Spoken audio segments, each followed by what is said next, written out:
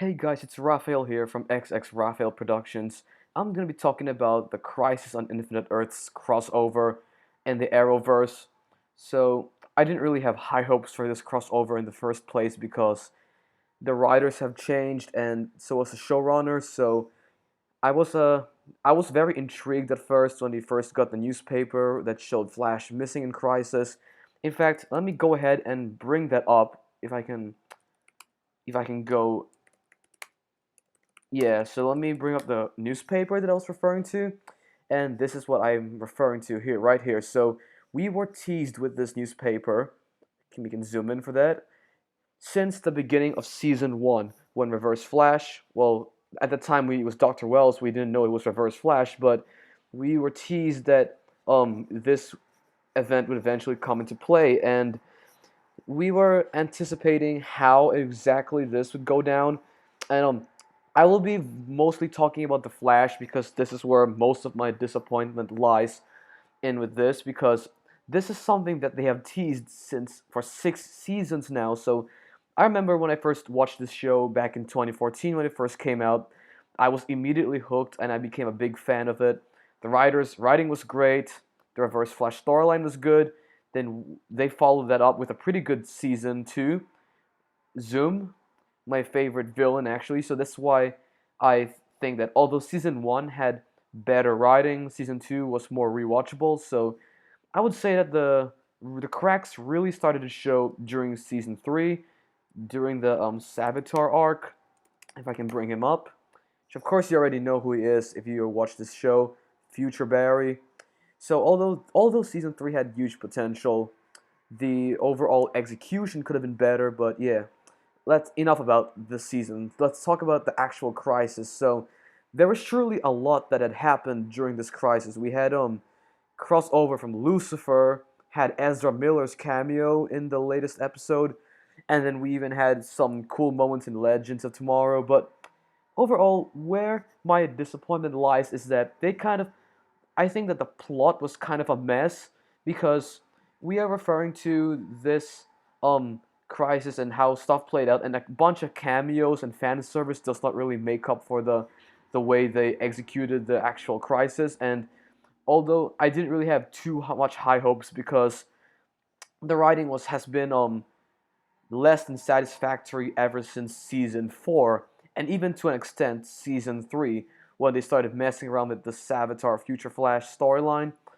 So I was very worried as to how they would follow this up. Now, if these were the writers from Flash season 1, season 2, or even the first 3 seasons of Arrow, like season 1, season 2, season 3, if these were the writers that did those awesome seasons and did the Crisis, then I wouldn't really mind. But since the Crisis was in the hands of these new showrunners and writers, I was worried of how they would play it, and my worries were confirmed because this was a very underwhelming crossover.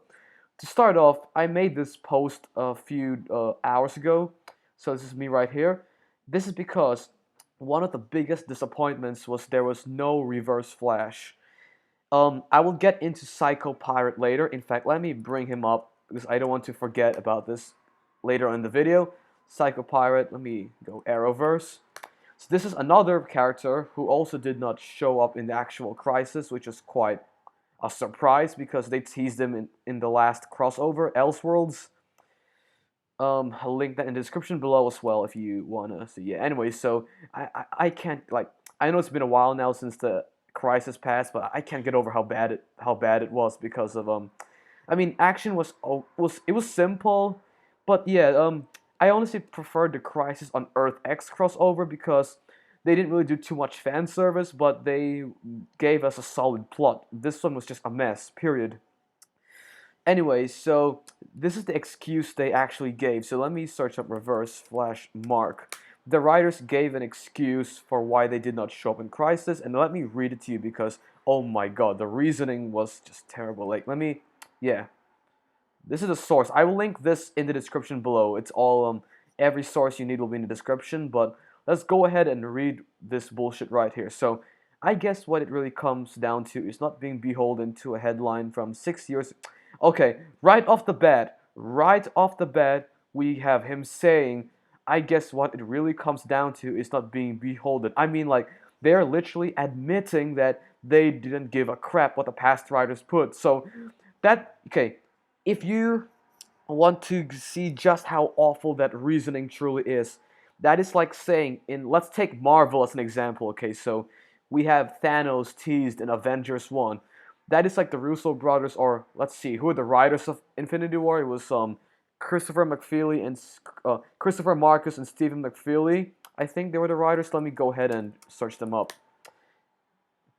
Yeah, Stephen McFeely and Christopher Marcus. That's like saying we don't care that Joss Whedon showcased Thanos in the Avengers one, and we thought Galactus would be a better film. I mean, that is just that is the worst reasoning they could possibly give, is that they don't give a crap about what the past writers put.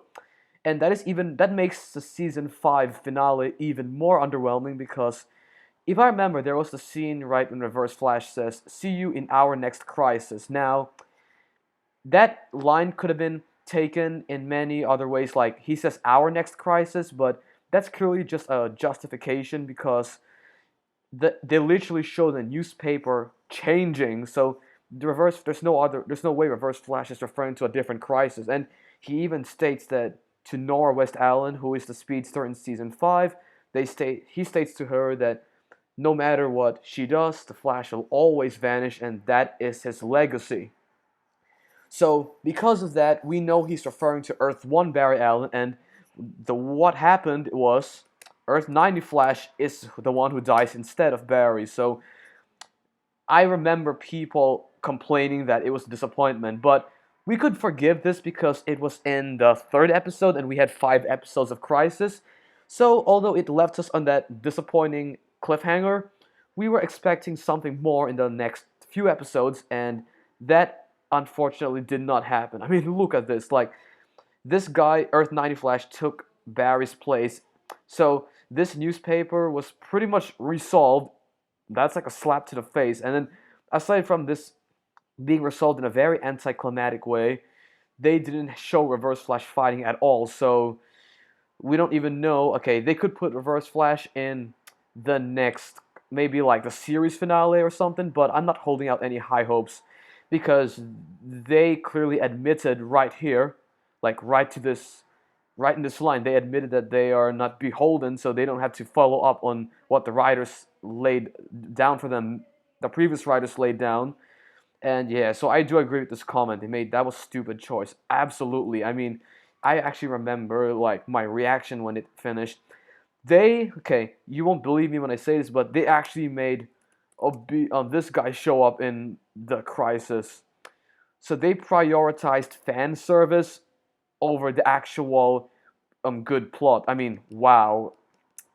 I mean, I didn't have high hopes for the writers in a while, but this has taken it far. I mean, I forgave Flash season 4 as infuriating as DeVoe was, but this is just trash. I mean, I'm sorry, but this is just trash. So, because of this, they have wasted the Crisis. They've just like how they've wasted Flashpoint and other stuff like Gorilla City. The Crisis is unfortunately one of the latest victim in terms of wasted potential. Yeah. Now I remember I said Psycho Pirate. I was gonna talk about him. So this guy, Psycho Pirate. Um, Let me go ahead and bring up the Arrowverse wiki. He even says like in the comics, he says this: worlds will live, worlds will die, and the universe will never be the same. Says that in the comics, and yeah, if you're expecting this guy to show up, don't. He never did. I mean, that's it. Like, we saw him in Elseworlds. He's mentioned here and there. He's mentioned, and then he never shows back up. I mean, like, yeah. So while the Crisis was meant to be the biggest, like, most ambitious DC crossover in terms of like the scale, this actually ended up falling flat. I mean, I can't believe it. I mean, they had like a bunch of things like Anti-Monitor could have been done better, but he's basically like Zoom. I want to destroy the multiverse just because, and then instead of Zoom leaving Earth 1, he just wants to destroy everything. I mean, because we have never seen that before. I mean, just a generic bad guy villain. And not only that, that would be okay if the final battle was actually something worth home to write about, but even that was underwhelming. So they really need, if they do not give Reverse Flash redemption in season 6 or at least in the series finale, this would have gone down as the biggest disappointment in the entire Arrowverse. Period. I'm not joking. I mean, at least give us that moment. Give us the Flash fans who have been anticipating this moment for 6 years. At least give us some payoff to this newspaper. Huh. I mean, I can't. I'm sorry. I just can't get over how bad this. I can't get over how bad this is. I mean, thinking about it is making me laugh. But yeah. Let's go ahead and read some of these comments. So because they are absolutely, they represent how I feel. But like, so let's go. This guy, Commander L3. You made so many stupid choices, though, Mark. Let's go ahead. Yeah, Reverse Flash was not in Elseworlds. That's true. He was in Earth X, not the Elseworlds crossover. Yeah, see this right here. That one. That line. Yeah, you can forget about that. That did not age well at all. This one I actually agree. This is ridiculous and a huge cue to the Flash fans. This headline written 6 years ago has been rewritten every year. Exactly. Like, I mean, they have a chance to redeem themselves by making that the series finale instead, but I am not gonna hold up any high hopes. But as I said before, they better do it. They better make it pay off in some way. But anyway, so leave your thoughts down below. What you thought about the crisis, if you were as disappointed as I was, or if you were satisfied with what we got. Just tell me the reason why. But like I said earlier, I will link this source down below in the description below. And you can also have a look at the full reasoning as to why they decided not to do it. I'm just saying, you'll probably laugh at how ridiculous the reasoning is. But what can you do? So, yeah, thank you so much for watching.